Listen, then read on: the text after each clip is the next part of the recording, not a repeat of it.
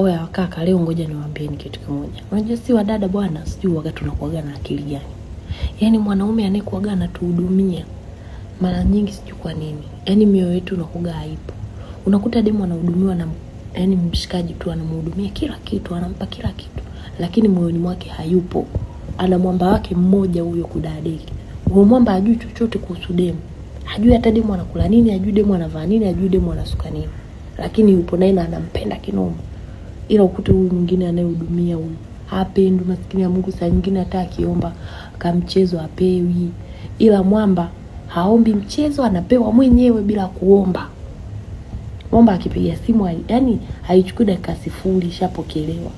Unakuta huyu mwingine anayehudumia huyu akipiga simu haipokelewi, anakuja anampa tu sababu labda nilikopo nje, kumbe alikopo nayo hapo simu hajijisikia tu kupokea. Oya wewe muone akituma message haisubiri hata dakika 1 message ishajibiwa.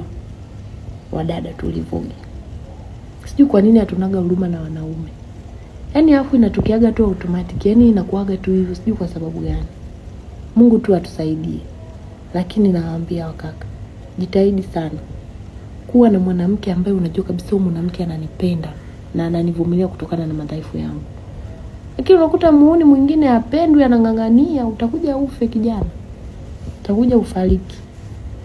Ukiona upendwe escape, ondoka hiyo sehemu. Lakini ukilazimisha sana utaumia nafsi yako.